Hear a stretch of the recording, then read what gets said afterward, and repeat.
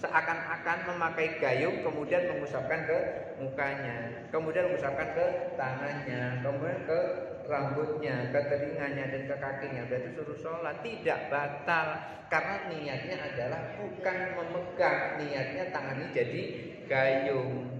Di dalam kitab ini, di dalam kitab Fathul Mu'in itu juga dijelaskan, ketika seseorang mau wudhu itu kan tangannya suruh basuh dulu kan, supaya tidak najis. Karena kalau malam ibu, tangan ini nggak tahu jalannya kemana kalau malam itu. Kadang-kadang jalan-jalan tangan ini, iya garuk-garuk apa kayak gitu, gatel. Supaya tidak mengotori air, tangan ini terus dicuci dulu. Sudah dicuci baru boleh dipakai sebagai gayung. Anggaplah gayung.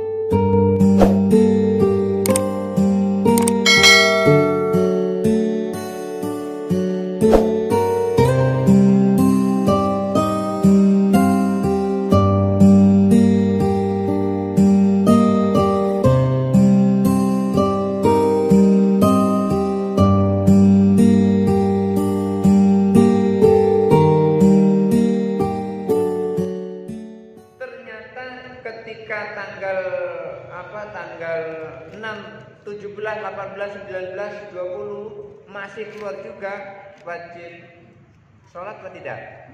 Wajib, karena yang tidak boleh sholat cuma 15 hari. Lebih dari 15 hari wajib sholat. Kalau puasa wajib puasa. Kalau waktu itu tidak puasa berarti wajib diqadha, wajib diganti. Inilah yang dilakukan oleh Imam Syafi'i. Lalu si ibu-ibu ini ditanya, ibu punya anak kecil. Pertama anak ibu datang bulan umur berapa? 9 tahun. Ada yang 10 tahun, ada yang 11 tahun. Tapi ternyata di situ ada yang 9, ada yang 11, ada yang 10, ada yang 12 dan seterusnya. Maka diambillah oleh Imam Syafi'i, perempuan itu secepat-cepatnya datang bulan adalah umur 9 tahun. Kalau umur 9 tahun itu dia datang bulan berarti dia sudah balik. Kalau 7 tahun datang bulan itu bukan datang bulan, namanya damul fasid, darah rusak. Kalau darah rusak itu tidak termasuk darah haid, makanya tidak wajib puasa, tidak wajib sholat. Lalu pertanyaannya, bagaimana kalau seandainya perempuan ini sudah umur 21 tahun nggak datang bulan?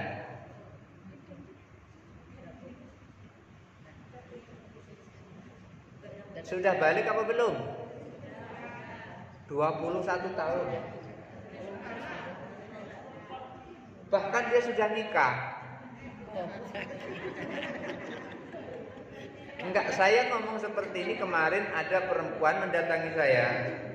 Bukan suruh dinikahi, bukan. Dia datang ke saya nanya, Ustadz, aku ini sudah umur 21 tahun. Tapi sampai sekarang aku belum datang bulan, katanya. Ngomong kayak gitu. Pertanyaannya bukan aku sudah balik ataupun bukan, aku ini bisa punya anak atau tidak. Jawabnya kayak gitu. Lalu saya tanya, kamu punya suami apa tidak? Punya, Ustadz. Kalau punya suami, harapan untuk memperoleh anak itu ada. Tapi kalau nggak punya suami, jangan harap punya anak. Bila kebun nggak ada yang nanam, mau tanam apa? Paling rumput. Nggak ada tanaman. Ketika ada kebun ditanam sawit, maka tumbuhlah sawit. Ada kebun ditanam nanas, tumbuhlah nanas. Jadi perempuan itu diibaratkan sebuah kebun. Laki-laki itu diibaratkan sebuah benih. Jadi di situ yang bisa tumbuh di situ. Tapi nggak semuanya. Apa contohnya? Siti Maryam ibunya Nabi Isa, itu tanpa benih tapi bisa tumbuh, muncullah namanya Nabi Isa. Dan itu nggak boleh ditiru. Wah, Nabi Isa ibunya Maryam nggak punya suami bisa punya anak. Aku pengen mencoba. Nggak punya suami punya anak. Itu nggak boleh ditiru yang seperti itu. Nggak boleh. Itu namanya kelebihan yang Allah berikan kepada Siti Maryam. Jadi anak ketika sudah umur 9 tahun datang bulan, anak itu disebut dengan balik. Tapi kalau tidak datang bulan juga, batas umurnya adalah 15 tahun. Kalau sudah 15 tahun datang bulan maupun tidak datang bulan, berarti dia sudah balik. Baik laki-laki maupun perempuan.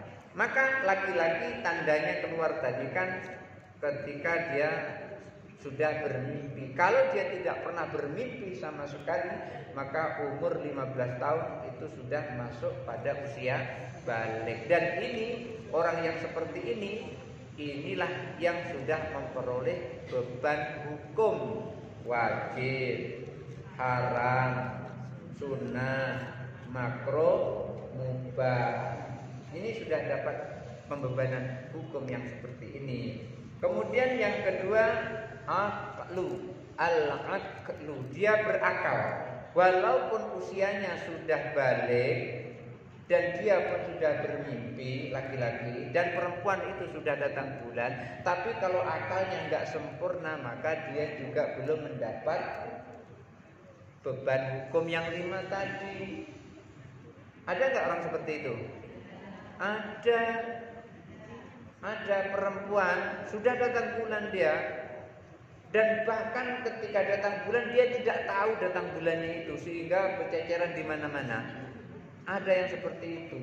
Ada orang yang kasihan dengan dia, diurusilah dia itu. Dia nggak paham itu, apa yang keluar itu dia nggak paham.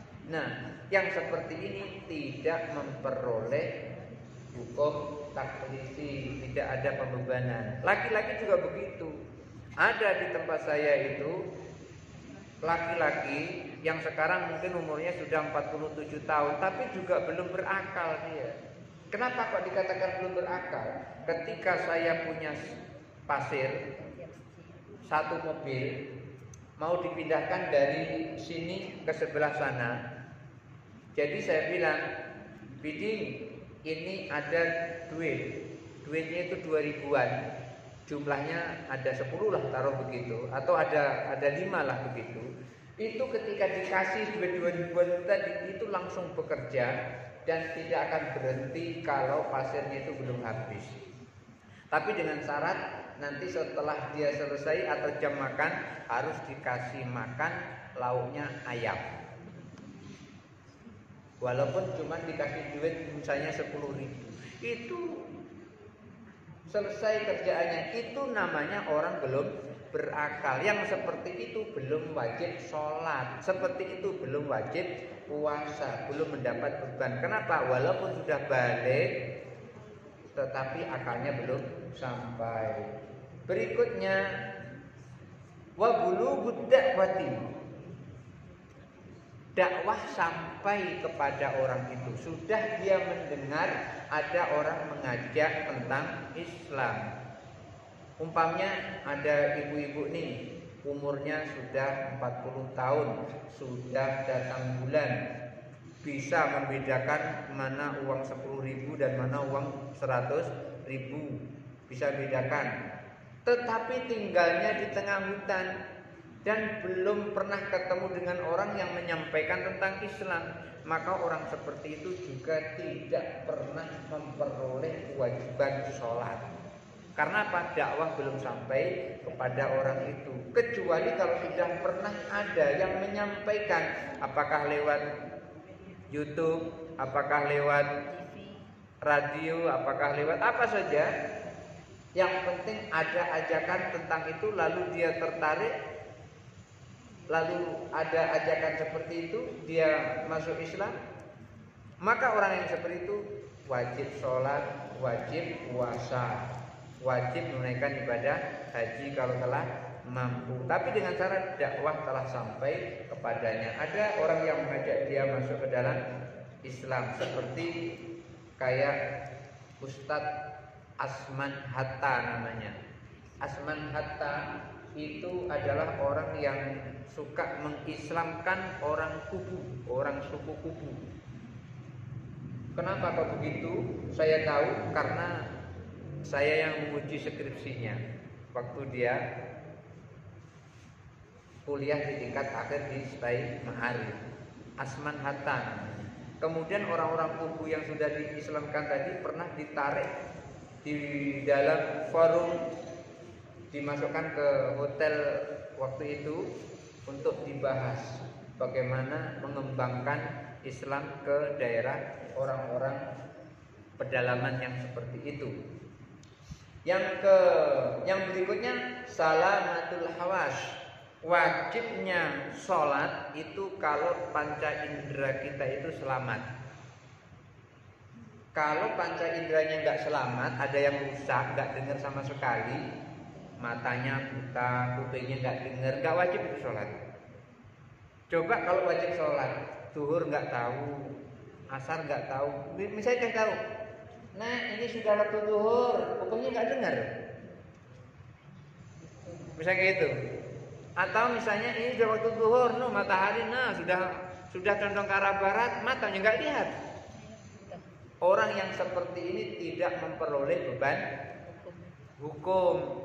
Contoh di Kelurahan Tanjung Sari di lorong PGRI, di situ ada dulu namanya langgar prihatin karena memang langgarnya itu sangat memprihatinkan. Namanya langgar prihatin. Sekarang sudah berubah megah, semegah-megahnya pun namanya juga sudah berubah. Apa namanya? Kalau nggak salah Nurul Hidayah apa namanya itu? Langgar prihatin tadi sudah jadi masjid. Sekarang masjid lebih megah daripada ini. Dulu masih prihatin. Di situ ada seorang kakek namanya saya lupa, tapi kakek ini punya anak namanya Mbah Haji Jariah. Haji Jariah ini umurnya sudah 80-an tahun. Udah 80 tahun lebih. Bapaknya masih hidup. Bapaknya itu usianya waktu itu 113 tahun. Panjang umurnya. Tiap hari dia berzikir, tiap hari dia baca salawat, tiap hari dia baca Al-Quran. Asal dia bangun dari tidur, yang keluar dari mulut itu adalah Allahumma sholli ala sayyidina Muhammad wa ala. Saya tahu karena saya tetangganya. Waktu itu masih ngontrak di situ. Apa yang dia lakukan itu isinya adalah sholawat, zikir, baca Al-Quran, sholawat, zikir, baca Al-Quran. Ternyata apa yang dilakukan pada saat masih sehat dulu, masih muda dulu, itulah nanti yang akan mengakhiri ketika dia hidupnya. Ketika orang itu suka istighfar, maka pada saat nanti dia tidak sadar, bunyinya adalah istighfar terus. Ketika dia rajin sholat, yang dipikir ketika dia sudah nggak melihat apa-apa, sholat terus. Dia ngomong dengan anaknya, aku mau sholat maghrib padahal jam 1 siang. Ya tentu dia teriak-teriak, aku minta wudhu, diwudhukan. Tapi nggak bisa diajak ngomong karena kupingnya nggak dengar, matanya nggak lihat. Yang seperti ini nggak ada beban sebetulnya, tapi karena dia ingin sholat, ya tentu anaknya membutuhkan dia, diwudhukan oleh anaknya yang laki-laki. Ketika dia sudah wudhu, baru dia sholat. Sholatnya itu bagi dia adalah wajib, tapi sesungguhnya tidak wajib. Kemana? Kenapa kok tidak wajib? Karena panca inderanya tidak selamat. Inilah yang terjadi. Lalu nanti ada pertanyaan, di mana kalau seandainya dia sadar, tetapi dia nggak mampu melakukan wudhu, tapi dia ingin sholat. Terus ketika dia sholat, pengen wudhu, yang ada cuma suaminya, istrinya ini pengen sholat, terus nggak bisa ngambil air wudhu sendiri. Gimana cara wudhunya? Anak nggak ada di situ, yang ada cuma suaminya. Oh, suaminya membutuhkan. Loh, kalau suaminya membutuhkan nanti kan megang dia, batal apa tidak memegangnya? Kira-kira gimana membutuhkannya? Gimana membutuhkannya? Kalau ada istri pengen sholat, tapi nggak bisa ngambil wudhu dewe, otomatis air itu kan yang mengusap ke mukanya kan Suaminya. Yang mengusapkan tangannya kan suaminya. Kira-kira tangannya menyentuh tidak nih? Menyentuh kan? Yang paling aman adalah ketika tangan menyentuh itu pakai sarung tangan. Kalau sarung tangan tidak ada gimana? Jangan meniatkan tangan ini menyentuh, tapi niatkan tangan ini menjadi gayung. Niatkan tangan ini menjadi gayung. Kemarin ada Pak Imam kami tanya ke saya, Ustadz, istriku pengen sholat, dia nggak bisa wudhu, gimana cara mewudhukannya? Ya bapak lah yang wudhu, batal lah nanti aku pegang dia. Ya kan nggak ada lagi Pak yang lain. Kalau nggak ada yang lain, udah bapak niatkan tangan ini sebagai mikrofah, tangan ini sebagai gayung. Jadi bapak seakan-akan memakai gayung, kemudian mengusapkan ke mukanya, kemudian mengusapkan ke tangannya, kemudian ke rambutnya, ke telinganya, dan ke kakinya. Berarti suruh sholat, tidak batal. Karena niatnya adalah bukan memegang, niatnya tangan ini jadi gayung.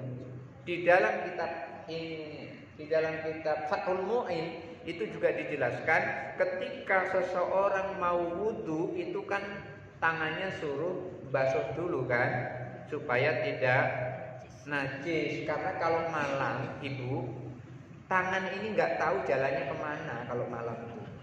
Kadang-kadang jalan-jalan tangan ini.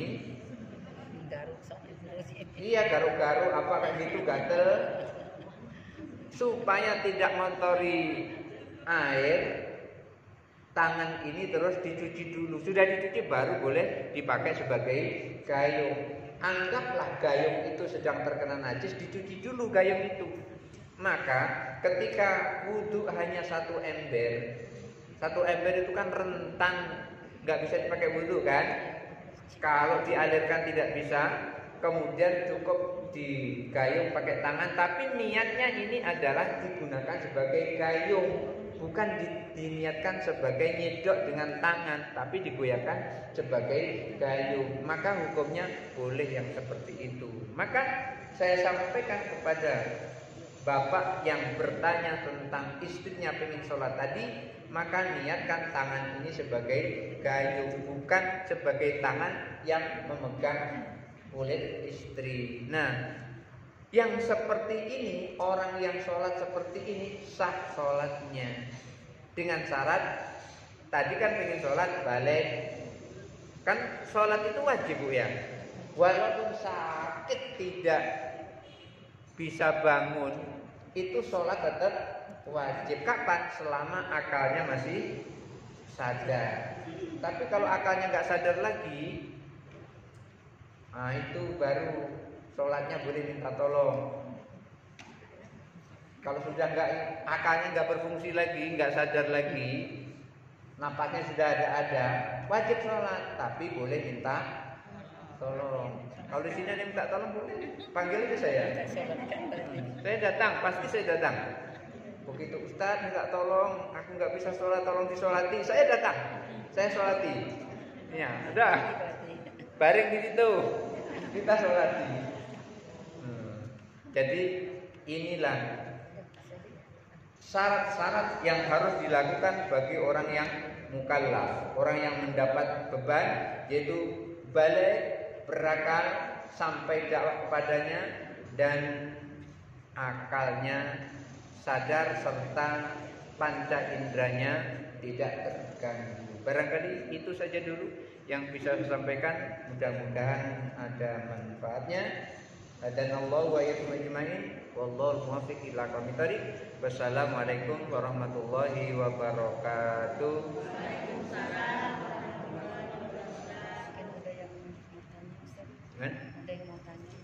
Ada yang mau tanya, silakan.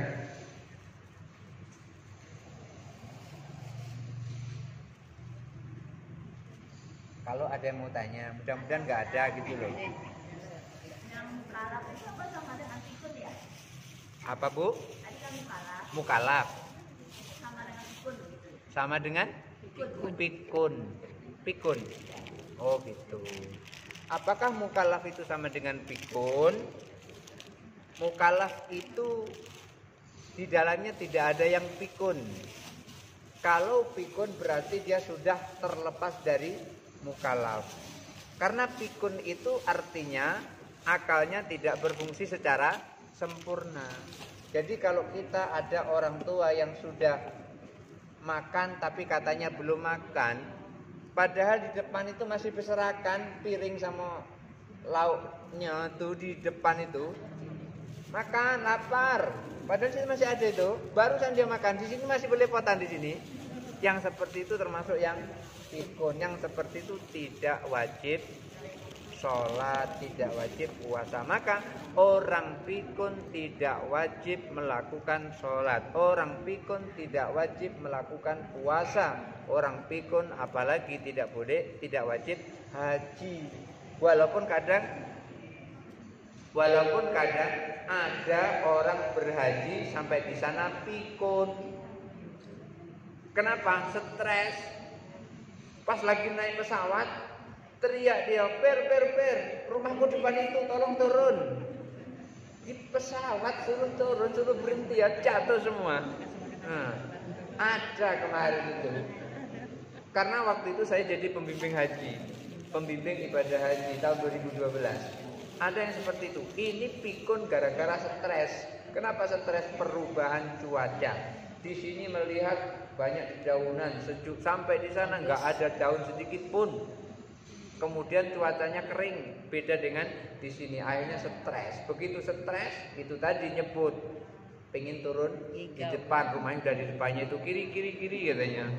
Nah, itu termasuk orang yang pikun. Orang pikun tidak wajib sholat, orang pikun tidak wajib puasa, orang pikun tidak wajib haji, orang pikun tidak ada beban untuk melakukan beban agama, tidak melakukan beban wajib, tidak melakukan beban sunnah, tidak melakukan beban makruh. Jadi tidak ada beban sama sekali. Jadi orang pikun bebas, mau tidur seharian boleh, mau tidak sholat seharian boleh. Jadi kalau pengen boleh tidak sholat seharian dan boleh tidur seharian, maka dia harus pikun. Ya. Ya, mungkin ada lagi yang mau tanya, silakan. Nah, satu lagi ya. Hubungan anaknya gimana? Tugas kalau mungkin yang kalau tadi kan kalau anak-anak kadang-kadang nggak tahu baik dulu ya. Nah, terus orang tuanya itu kalau dia mungkin melakukan yang kayak gitu berdosa nggak orang tuanya? Yang melakukan siapa? Orang tua? Anak-anak. Oh, anak. Oh yang gitu. Oh gitu ya. Itu juga dengan kalau yang orang tua. Iya betul. Anak mencuri, orang tua berdosa enggak itu gitu ya? Jadi anaknya itu berdosa enggak kalau yang anak itu dikalap, yang mungkin mencuri apa itu orang tuanya bagaimana? Berdosa apa enggak? Iya gitu ya. Kalau di dalam sebuah riwayat, ibu-ibu waktu itu naik haji. Ketika ibu-ibu naik haji ini membawa anaknya yang masih kecil, kurang lebih umur 3 tahun atau 5 tahun lah gitu. Jadi waktu ibu-ibu ini membawa anak kecil menghadap Rasulullah, diangkat anak itu. Ya Rasulullah, apakah dia punya pahala haji? Ditanya begitu. Alihada hajjun, apakah anak ini punya pahala haji? Lalu dijawab oleh Rasulullah, "Na'am, ya, dia punya pahala haji dan juga dirimu punya pahala haji anak ini." Dia punya pahala haji anak itu dan dia punya pahala haji, orang tuanya punya pahala haji terhadap anak itu. Ini kalau pahala. Tetapi ketika dia melakukan keburukan, anak kecil itu tidak dilihat sama sekali oleh malaikat. Anak kecil melakukan dosa tidak diberi beban hukum apa-apa. Anak kecil. Jadi ketika ada anak kecil tadi berbuat umpamanya mencuri, dia tidak boleh dipotong tangannya. Lalu orang tuanya bagaimana? Orang tuanya tidak mendapat beban apa-apa selama orang tua itu tidak menyuruh anaknya mencuri. Kalau anaknya bilang, "Nak, kamu kan masih kecil, coba pergi ke toko itu, nanti ambil beras 1 karung." Yang seperti itu orang tuanya terkena beban itu. Karena apa? perbuatan anak itu atas suruhan orang tua. Tetapi ketika anak ini melakukan dosa tanpa sepengetahuan orang tua, tapi dengan syarat ketika orang tua tahu anaknya melakukan dosa, orang tuanya menegur, anak ini melakukan perbuatan dosa, orang tua tidak tahu, maka orang tua tidak dapat apa-apa. Kan niat itu sudah dapat pahala, kecuali kalau niat buruk. Niat pengen nukar sendal, pokoknya gini sekarang ini bunyi kan, sendal punya agak buruk, nanti aku pulang duluan, aku niat mau tukar yang bagus, pokoknya kayak gitu. Sampai di luar berubah pikiran, ya Allah nukar sendal ini berdosa, nggak jadi, maka tidak dihitung dosa sama sekali. Tetapi kalau ibu niat nanti malam saya rencananya udah saya setel aja lah, saya bangun jam 2:30 nanti malam, setengah 3 saya bangun, saya pengen sholat tahajud, niat seperti itu, ternyata disetel bangunnya jam 4:30 nggak jadi sholat tahajud, itu sudah dapat pahala niat. Jadi kalau kebaikan itu dicatat, kalau keburukan belum dilakukan tidak dicatat. Seperti tadi anak kecil tadi, ketika dia melakukan kebaikan itu sudah dicatat untuk orang tuanya, tapi ketika melakukan keburukan tidak dicatat. Keburukannya tidak dicatat. Inilah karunia fadlun minallah, karunia dari Allah. Jadi orang tua tidak memperoleh dosa atas perbuatan anaknya yang belum balik gitu. Ada lagi yang lain? Mungkin ibu nambah lagi? Oh iya, silakan. Kuat itu jadi suaranya ya.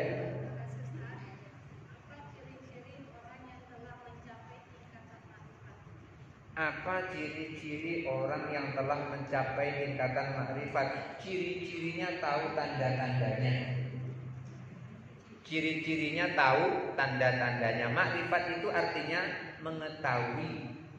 Apa tandanya kalau Allah itu ada? Tandanya sholat. Ketika orang itu sudah melakukan sholat, tandanya dia telah makrifat kepada Allah. Nah kalau belum tahu Allah, sholat siapa yang sembah? Tadi saya gambarkan apa ciri-cirinya orang itu makrifat, orang itu tahu kalau orang yang ditumbur mobil itu masih hidup. Hidup apa mati? Hidup. Apa buktinya kalau dia hidup? Tangannya gerak-gerak, tangannya kayak gini-gini. Nah, berarti dia hidup itu artinya sudah makrifat. Itu makrifat yang paling dasar. Tapi kalau makrifat yang tingkat tinggi seperti makrifatnya Nabi, itu berbeda dengan kita. Contohnya apa? Ketika Ibnu Mas'ud mendengar tantangan Rasulullah untuk membaca surah Ar-Rahman di hadapan Ka'bah, pada saat itu Rasulullah sampaikan, siapa di antara kalian yang berani membaca surah Ar-Rahman di depan Ka'bah? Enggak ada yang ngomong, kecuali Ibnu Mas'ud angkat tangan. Ana ya Rasulullah, aku wahai Rasulullah. Karena Rasulullah melihat yang berani itu adalah Ibnu Mas'ud, maka diulang lagi. Siapa yang berani membaca surah Ar-Rahman di hadapan Ka'bah? Ana ya Rasulullah. Kenapa kok Rasulullah tidak langsung menangkap Ibnu Mas'ud? Ya sudah kalau gitu kamu baca kayak gitu. Karena Rasulullah tahu Ibnu Mas'ud itu orang yang paling dekat kepada Rasulullah. Rasulullah itu kalau mau pergi kemana-mana, sendalnya itu udah disiapkan oleh Ibnu Mas'ud. Tetapi Ibnu Mas'ud itu orangnya kecil, kecil sekali. Barangkali sekecil pucuk baba, atau kalau tidak Daud Mini, kecil sekali. Coba tengok Daud Mini ketika jalan dengan istrinya, seperti anak dengan mak. Ibnu Mas'ud itu kecil, sampai-sampai ketika dilihat oleh orang kafir dikatakan, "Wih, ada burung di atas pohon." Dikatakan Ibnu Mas'ud itu burung. Lalu Rasulullah marah. Wallahi demi Allah, walaupun kaki Ibnu Mas'ud itu kecil, tapi kebaikannya lebih berat daripada gunung Uhud. Itu saking marahnya Rasulullah.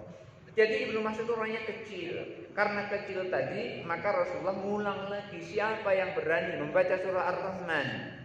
Ibu pernah baca surah Ar-Rahman? Pernah. Ar-Rahman. Terus gimana? allamal Quran. Terus khalaqal, alhamdulillah sudah hafal 2 ayat. Ibnu Mas'ud membaca ayat itu di depan Ka'bah. Di situ ada Abu Jahal. Abu Jahal tuh orangnya tinggi besar, tinggi, kokoh, besar kayak orang Smackdown itu, tinggi besar. Begitu mendengar Ibnu Mas'ud membaca surah Ar-Rahman tadi, tangannya melayang, tangkap, pak, terlempar kira-kira 10 meter. Saking kencangnya tamparan tadi, berdarah-darah telinganya. Sudah berdarah-darah telinganya ini dibolongi pula oleh Abu Jahal. Kurang ajar Abu Jahal ini. Akhirnya Ibnu Mas'ud kesakitan, menangis, mendatangi majelis Rasulullah Sallallahu Alaihi Wasallam. Sahabat semuanya pada nangis melihat keadaan Ibnu Mas'ud seperti itu. Rasulullah tadinya mau nangis. Tiba-tiba Rasulullah tersenyum, tertawa sendiri. Lalu sahabat yang lain heran, ya Rasul, kami semua melihat Ibnu Mas'ud seperti itu sedih, kami meneteskan air mata. Kenapa engkau justru malah tersenyum, tertawa seperti itu? Apa jawab Rasulullah? Nanti kamu akan tahu. Jawabnya kayak gitu. Nanti kamu akan tahu. Tidak langsung dijelaskan. Itu ciri-ciri orang makrifat. Kalau tahu tidak langsung menjelaskan. Maka ketika orang makrifat itu paling-paling cuman kamu jangan lewat situ ya, pada jam sekian kamu jangan lewat situ ya. Tidak ngomong nanti kalau kamu lewat satu kamu ditubur tronton, kayak gitu. Enggak ngomong kayak gitu dia. Cuman bilang jangan lewat situ ya, kayak gitu. Rasulullah juga begitu. Nanti kamu tahu sendiri. Pas terjadi perang Badar, itu semua orang pada mendaftarkan diri termasuk Ibnu Mas'ud. Ya Rasul, aku boleh nggak ikut perang? Boleh. Bawa senjatamu yang bisa kamu bawa. Kenapa? Ibnu Mas'ud itu nggak bisa membawa pedangnya Umar bin Khattab karena pedangnya besar. Ibnu Mas'ud kalau tak suruh megang itu dia malah ketimpul pedang itu, saking beratnya pedang Umar bin Khattab dan saking kecilnya Ibnu Mas'ud. Akhirnya Ibnu Mas'ud bawa pisau yang bisa dia bawa. Lalu diperintahkan oleh Rasulullah, Ibnu Mas'ud, kamu jangan dekat-dekat dengan musuh. Itu perintah Rasulullah. Tugasmu adalah menyelesaikan musuh yang jatuh. Maksudnya kalau ada musuh sudah jatuh, selesaikan, tuntaskan sampai dia meninggal, kan gitu. Ternyata yang jatuh di dekatnya Ibnu Mas'ud ibu Abu Jahal. Setelah dihantam oleh Ali bin Abi Thalib, jatuh itu di dekatnya pasnya Ibnu Mas'ud. Akhirnya Ibnu Mas'ud bingung dia, kayak mana caranya mau manjat badannya tinggi itu. Akhirnya dia mau pakai pisaunya supaya dia nggak bangun, pisau itu langsung ditancapkan di lehernya. Abu Jahal ini bangun, kaget, siapa yang kecil-kecil ada yang merayap-rayap di dadanya ini. Saking kecilnya tadi, barangkali kayak kayak siapa? Daus Mini lah, kecil-kecil merayap, siapa ini? Akhirnya Abu Jahal bilang, Ibnu Mas'ud, malu aku kalau mati di pedang yang kecil itu. Pakai pedangku katanya. Akhirnya dia turun, terus diikat pedang itu. Diikat karena pedang itu berat, ditarik lewat lehernya, tak langsung terpotong dengan pedangnya sendiri dengan ditarik oleh Ibnu Mas'ud. Mati Abu Jahal. Abu Jahal mati, sudah mati, gantian kuping Abu Jahal dibolongi. Kuping dia tadi kan dibolongi kecil, ini dia bolongi besar. Dibolongi besar dengan tali tadi, diikat kupingnya itu. Setelah kuping itu diikat, terus ikatan itu diikatkan di ekornya kuda. Begitu sudah kuat diikat di ekor kuda, kudanya disebat pakai tali, langsung sebatak lari kuda itu. Abu Jahal terseret oleh kuda. Orang semuanya tertawa melihat kelakuan Ibnu Mas'ud. Itulah yang Rasulullah sampaikan, nanti kamu akan tahu. Jadi Rasulullah langsung sampaikan itu. Jadi ciri-ciri makrifat itu adalah ketika dia tahu terhadap sesuatu, dia tidak langsung tunjukkan sesuatu itu, tetapi hanya isyaratnya saja yang disampaikan. Karena tidak boleh mendahului takdir Allah. Barangkali itu Jawaban ciri makrifat tapi panjang sekali dan sekarang sudah setengah 6. Kalau ada yang bertanya disimpan dulu ya. Jauh perjalanan nanti khawatir terlambat absen. Ya. Baik, kita tutup dengan sama-sama membaca doa. A'udzubillahi minasyaitonirrajim. Bismillahirrahmanirrahim. Allahumma shalli ala sayyidina Muhammad wa ala ali sayyidina Muhammad wa sallim wa radhiyallahu ta'ala an sayyidina Rasulillah ajmain. Allahumma ighfir lana dzunubana wa liwalidayna warhamna kama rabbayana shighara. Allahumma nawwir qulubana bi nuri hidayatika kama nawwartal arda bi nuri syamsika wa qamarika abadan abada. Allahumma ij'alna fahman ka fahmi nabiyyin wa hifdhan ka hifdhil mursalin ka ilhamil malaikatil muqarrabin bi rahmatika ya arhamar rahimin. Allahumma ij'alna mahbubina fi qulubil mu'minina wal mu'minat wal muslimina wal muslimat wa basyirna wa balighna wa billina ila mi'atin wa 20 sanatan wallahu khairul hafizah wa huwa arhamur rahimin. Rabbana atina fid dunya hasanah wa fil akhirati hasanah wa qina adzabannar. Wa sallallahu ala khairi khalqi Muhammadin sallallahu alaihi wasallam wa ala alihi washabihi ajmain.